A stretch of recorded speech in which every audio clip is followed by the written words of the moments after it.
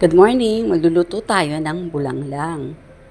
Yan po yung mga ingredients ko. Bago tayo magluto, lagay natin yung bawang. Gisa-gisa. Yan. Nagprito ako ng dalagang bukid. Yan yung lahok natin.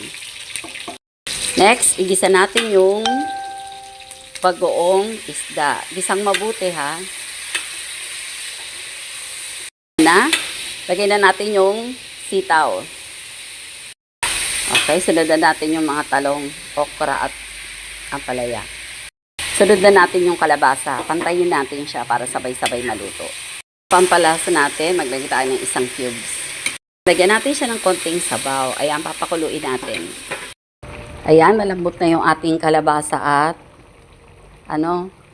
sitaw. Ito, lagyan na natin yung talbos ng kamote.